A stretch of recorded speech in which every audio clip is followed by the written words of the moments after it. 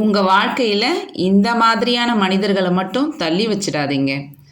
நான் இப்போ சொல்ல போகிற இந்த கதை வாழ்க்கையோட கசப்பான உண்மையை வெளிப்படுத்தும். ஒரு காலத்தில் ஒரு பெரிய தோட்டத்துடன் கூடிய செல்வந்த விவசாயி இருந்தார்.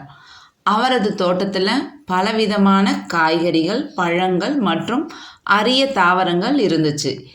எல்லாம் செழிப்பாக வளர்ந்து இருந்துச்சு. ஆனால் ஒரு பெரிய பிரச்சனையும் இருந்துச்சு. அந்த தோட்டத்துக்கு அடிக்கடி முயல்கள் வரும்.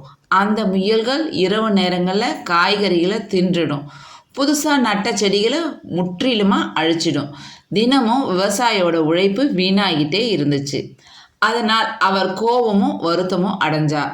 நான் இவ்வளவு உழைக்கிறேன், ஆனால் என்னோட உழைப்போட பலன் எல்லாமே வீணாக போகுது. இந்த முயல்கள் வீணாக்குது அப்படின்னு நினச்சார். ஒரு நாள் அவருக்கு ஒரு யோசனை வந்துச்சு. அவர் இந்த பிரச்சனையை முழுசாக தீர்க்க முடிவு செஞ்சார். அவர் புத்திசாலியான வேட்டைக்கார நாயை வாங்கிட்டு வந்தார். அந்த நாய் சாதாரண நாய் இல்லை, அது மிகவும் வேகமானது, கூர்மையானது, பயிற்சி பெற்றது. அந்த நாய் வந்த உடனே தன்னோட வேலையை தொடங்குச்சு. 3 மாதத்தில் எல்லா முயல்களையும் அழிச்சிடுச்சு, விரட்டியும் விட்டுடுச்சு. தோட்டம் மீண்டும் அமைதியாக மாறுச்சு. பல நாட்களுக்கு பிறகு விவசாயி நிம்மதியாக தூங்கினார். ஆனால் சில நாட்கள் கழிஞ்ச உடனே அவர் நாயை கவனிக்க ஆரம்பித்தார். இந்த நாய் இப்போதெல்லாம் ஓய்வெடுத்தது, மர நிழலில் படுத்து தூங்கிட்டு இருந்துச்சு. தினமும் சாப்பிட்டுட்டு அமைதியாக இருந்துச்சு. அப்போது விவசாயியின் மனதில் ஒரு குரல், இப்போ இந்த நாய் என்ன வேலை செய்யுது? முயல்கள் தான் இல்லையே, நான் ஏன் இதுக்கு தினமும் சாப்பாடு போடணும்? அந்த எண்ணம் மெதுவாக நன்றியை மறக்க வைத்தது. அந்த நாய் தான் தன்னோட தோட்டத்தை காப்பாத்துச்சுன்றத மறந்துட்டாரு. இப்போ அவர் பார்த்தது எல்லாம் ஒன்றே ஒன்று தான், அது சாப்பிடுது, தூங்குது. ஒரு நாள் எந்த தயக்கமும் இல்லாமல் அந்த நாயை வெளியே துரத்துனார். போ, உன் வேலை முடிஞ்சு போச்சு, எனக்கு இனிமே நீ தேவையில்லை, போ அப்படின்னு திருத்தினார். நாய் ஒரு முறை திரும்பி பார்த்துச்சு, ஆனால் அமைதியாக சென்று விட்டது. சில வாரங்கள் எல்லாம் நல்லா தான் போச்சு. விவசாயியும் மகிழ்ச்சியாக தான் இருந்தார். நான் சரியான முடிவு எடுத்துட்டேன் அப்படின்னு நினச்சாரு அவர். ஆனால் 1 மாதம் கழித்து முயல்கள் திரும்ப வர ஆரம்பிச்சது. இந்த முறை இன்னும் அதிகமான முயல்கள் வருவதை அவர் கவனிச்சார். அதுங்க ரொம்ப தைரியமாக இருந்துச்சு.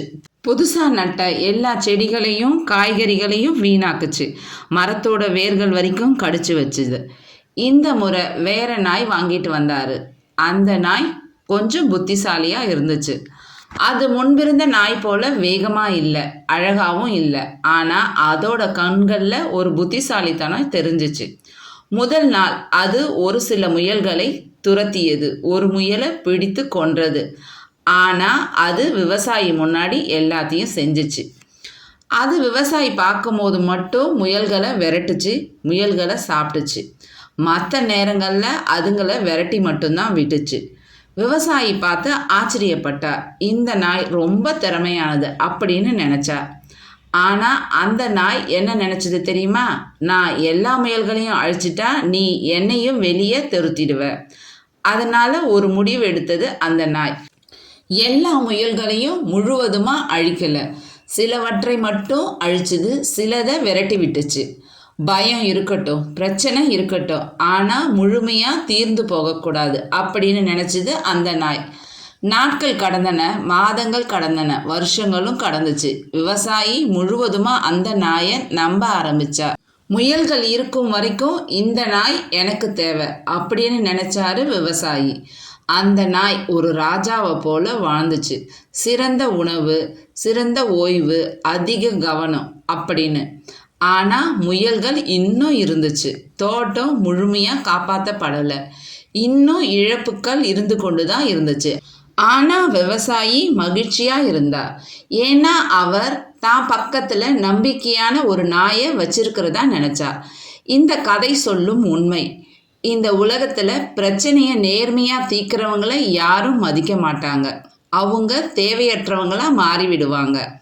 முதல் நாய் தனது வேலையை நேர்மையாக செஞ்சு முடிச்சுது, ஆனால் அது வெளியே துரத்தப்பட்டுச்சு. 2வது நாய் புத்திசாலித்தனமாக இருந்துச்சு, அதனால் பிரச்சனையை அது வளர்த்துக்கிட்டு இருந்துச்சு, மதிப்பையும் பெற்றுச்சு. இதுதான் வாழ்க்கையின் கசப்பான உண்மை.